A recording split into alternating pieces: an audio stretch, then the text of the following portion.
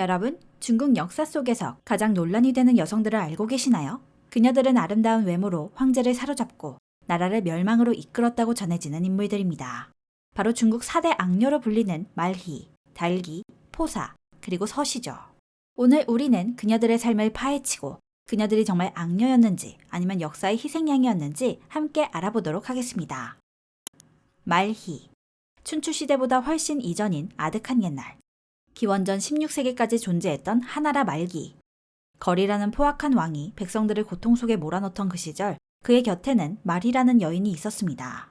그녀는 하나라를 멸망으로 이끌었다고 전해지는 중국 역사상 최초의 악녀로 손꼽히는 인물이죠. 전해지는 이야기에 따르면 말희는 산동 유시씨 부족의 딸이었습니다. 하나라의 거왕이 유시씨를 정복하고 그들의 땅을 차지했을 때 빼어난 미모를 자랑하던 말희는 거왕에게 바쳐줬다고 하죠. 이때 일각에서는 마리가 유시씨 부족의 멸망에 대한 복수심을 품고 의도적으로 거왕을 타락시키려 했다는 주장도 있습니다.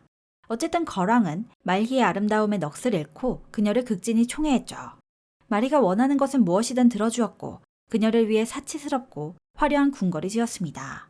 이 과정에서 백성들에게 무거운 세금을 부과하고 강제 노역을 시켰죠. 특히 말희는 비단을 찢는 소리를 유난히 좋아했다고 전해지는데 거왕은 그녀의 변덕을 충족시키기 위해 귀한 비단을 아낌없이 찢어버렸다고 합니다. 뿐만 아니라 거왕과 마리의 태폐적인 향락은 술로 연못을 만들고 고기를 숲처럼 매달아 놓았다는 주지육림이라는 사자성어로 후대에 전해집니다. 당시 주지육림에서는 남녀가 옷을 벗고 서로 쫓아다니며 밤새도록 술을 마셨다는 기록이 남아있어 그 문란함을 짐작게 하죠.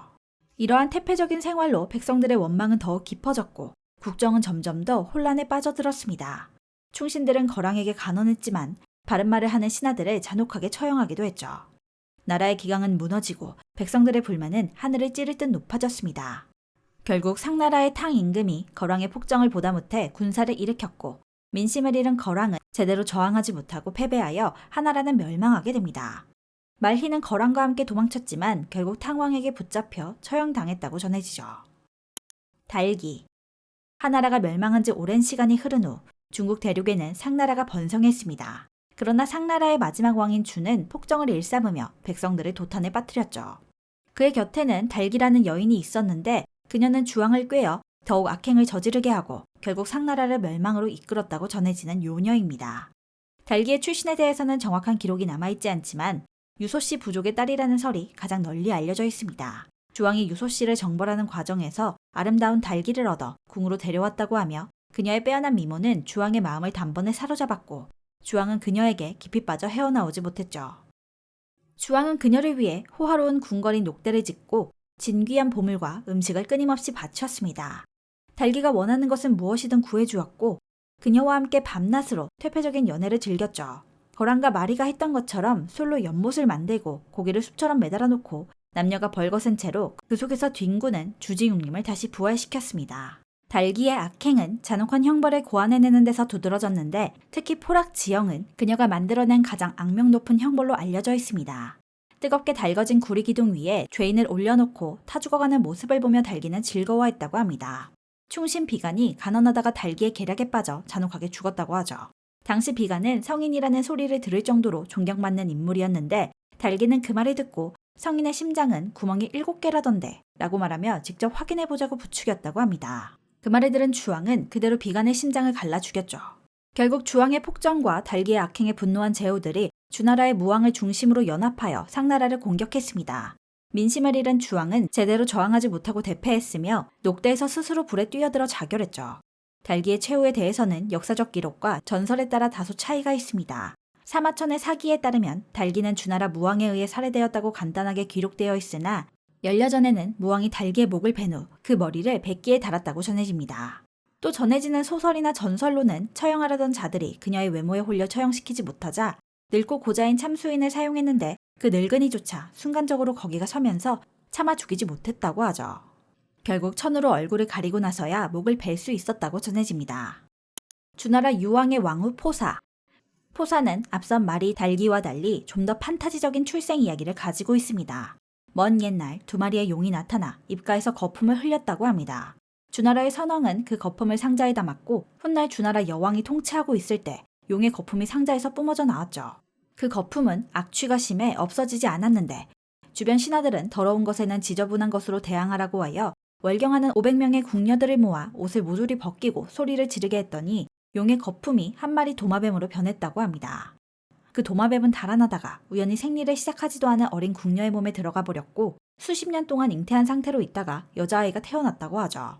이때 그 궁녀는 남편도 없이 아이를 낳은 것을 두려워하여 아이를 강물에 버렸습니다. 한편 그 시기를 전후로 주나라에는 이상한 노래가 유행하고 있었습니다. 삼뽕나무 활과 기나무 화살통을 가진 자가 나라를 망하게 한다는 내용이었죠. 그러자 주나라 조정에서는 삼뽕나무 활과 기나무 화살통을 만들지 못하게 하는 법을 만들었습니다. 한편 시골에 살고 있던 포나라 부부는 그 법을 전해주지 못한 상태로 도시로 나와 활과 화살통을 팔다가 잡혀버리는 사건이 발생합니다. 결국 아내는 사형을 당했고 남편은 간신히 빠져나와 도망가던 중 강가에서 버려진 아이를 주워 길렀죠. 그러던 어느 날 포나라에 사는 사람이 나타나 그 아이를 사겠다고 합니다. 그 사람은 아들은 태어나면 잘 크지만 딸은 태어나는 족족 죽으니 꼭 딸아이를 갖고 싶었다고 하죠. 그리하여 그 사람은 여자아이를 데려와 포사라는 이름을 붙여주었다고 합니다. 포사는 17세가 되자 엄청난 미모를 뽐내었죠. 한편 그 당시 포나라 사람이 죄를 짓고 주나라에 잡혀 있었는데 풀려날 기미가 안 보이자 그 죄수의 아들은 주나라 왕에게 선물을 바치고 자신의 아버지를 구할 생각을 합니다. 그 선물이란 아리따운 여인이었죠. 그 아들은 포사를 거액에 사서 궁중 예법을 가르치고 좋은 옷을 입혀 주나라 왕인 유왕에게 바쳤습니다. 유왕은 포사를 매우 마음에 들어하며 후궁으로 만들었고 옥에 갇힌 죄수를 풀어주었죠. 유왕은 포사를 매우 마음에 들어했지만 그녀가 도통 웃지를 않자 애간장이 녹았습니다. 우연히 비단이 찢어지는 소리를 들은 포사는 기분이 좋아 웃기 시작했고 유왕은 비싼 비단을 있는 대로 사서 찢어 웃게 했다고 합니다. 하지만 어느샌가 비단 찢는 소리도 지겨워졌죠. 그러던 어느 날 갑자기 봉화가 피어오르는 일이 발생합니다. 실수인지 고의인지 알 수는 없으나 어쨌든 봉화가 피어오르니 제후들은 군사를 이끌고 불이 나게 모여들었죠. 하지만 아무 일도 일어나지 않았고 허탕친 제후들은 화를 내며 돌아가게 됩니다. 그 모습을 본 포사는 박장대소를 했고 이에 유왕은 수시로 봉화를 피우기 시작했습니다. 그때마다 제후들은 군사를 이끌고 왔으나 아무 일도 없다는 것에 화를 내며 돌아갔죠.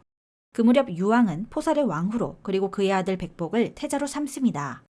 그리고 원래 왕후였던 신우와 그의 아들인 의구를 폐위시켰죠. 폐위된 왕후의 아버지이자 강력한 제후였던 신우는 이에 격렬하게 분노하여 이민족인 견융을 끌어들여 주나라를 공격하게 됩니다. 주나라는 침략을 받자 봉화를 피웠으나 제후들은 도와주러 오지 않았죠. 마치 양치기 소년의 이야기처럼 신뢰하지 않았던 것입니다. 기원전 771년 결국 주나라의 유왕은 살해되고 동쪽으로 수도를 천도합니다. 유왕의 뒤를 이은 것은 패태자였던 의구였으며 그가 평왕이 되면서 주나라는 명목상 이어지게 되죠. 훗날 후대의 사람들은 유왕이 죽기 전까지를 서주라고 하며 동쪽으로 수도를 옮긴 후부터는 동주라고 부릅니다. 여기까지 말희, 달기, 포사의 스토리 라인을 보면 여러 가지 공통점이 있습니다. 빼어난 미모로 왕의 마음을 사로잡아 나라를 망쳤다는 얘기로 흘러가죠. 그리고 그 나라는 모두 마지막 왕과 관련되어 있습니다. 이는 새로운 나라가 건국되면서 정당성을 확보하고 이전 왕조의 실정을 깎아내려 부정적인 이미지를 만들기 위해 과정되었을 가능성도 있죠. 그럼 마지막 서시에 대해 알아보겠습니다. 춘추시대 말기, 혼란과 경쟁이 끊이지 않던 시대에 서시라는 미녀가 있었습니다. 치머나간. 그녀는 너무 아름다워 물고기가 헤엄치는 것을 잊어 가라앉고 기러기는 하늘에 나는 것을 잊어 땅으로 떨어졌다고 할 정도이죠. 서시는 월나라의 수도였던 저장성에 위치한 작은 마을에서 평범한 나무꾼의 딸로 태어났습니다. 그 당시 오나라와 월나라 관계에 대해 간단히 정리하자면 두 나라는 국경을 맞대고 있어 항상 크고 작은 충돌이 있었죠.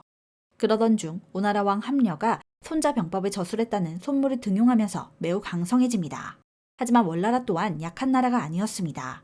월나라의 왕 구천이 결사대를 구성하여 자살 퍼포먼스를 보여주며 기습 공격하였고 그때 오나라 왕 함녀는 활에 맞아 결국 사망했다고 합니다. 그 후 함녀의 아들 부차가 오나라의 왕이 되어 몇 년 뒤 아버지의 복수를 위해 월나라에 쳐들어가고 이때 월나라 왕 구천을 사로잡죠. 왕이었던 구천은 포로로 잡혀 온갖 굴욕을 겪게 되었습니다. 마국간을 관리하고 부차가 행차할 때면 말 고삐를 잡으며 마부 역할을 했다고 하죠. 게다가 충격적으로 오나라 왕 부차의 건강을 살피기 위해 구천이 똥의 맛을 보고 병세를 진단했다고 합니다. 어쨌든 구천은 살아남기 위해 부차에게 충성을 다하는 모습을 보였고 신임을 얻어 3년 후 월나라로 돌아갈 수 있었죠. 이때부터 구천은 복수를 위해 가시가 있는 뗄나무에서 누워 자며 고통을 느끼고 매일 쓴 쓸개를 맛보며 복수를 되새겼고 이 고난을 잊지 않으려는 그의 노력을 후세 사람들은 와신상담이라는 고사성어로 기억하게 되었습니다. 이때 복수를 위해 미인계를 이용하는데 바로 서씨와 정단이죠. 구천의 부하인 범려는 미인인 서씨와 정단을 데리고 와 예법과 노래, 춤 등을 3년 동안 가르쳤고 특히 서씨는 매혹적인 여인으로 변모했습니다. 구천과 범려는 때가 되었다고 생각하여 서씨와 정단을 부차에게 선물로 보내죠. 오나라의 왕 부차는 정단에게는 큰 관심을 보이지 않았으나 서씨에게는 완전히 빠지게 됩니다. 결국 서씨와 함께 밤낮으로 향락에 빠졌고 궁궐을 새로 지으며 충신들의 말을 듣지 않아 간신을 등용하는 등 국정에 소홀해집니다. 백성들의 삶은 점점 피폐해져가며 오나라의 국력은 점차 약해졌고 그때 월나라의 구천이 오나라를 공격하여 멸망시키는 데 성공합니다. 그 후 서씨에 대한 역사적 기록은 없습니다.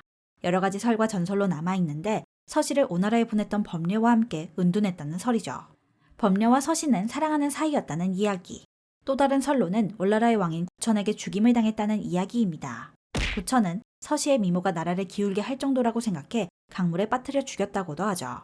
서씨의 진실된 운명은 역사 속에 묻혀 알 수 없지만 그녀의 아름다움이 한 나라를 멸망에 이르게 했다는 이야기는 오랫동안 사람들에게 회자되었습니다. 그녀는 달기, 말희, 포사와 함께 중국의 4대 요녀로 불리며 경국지색의 대명사로 여겨지기도 합니다.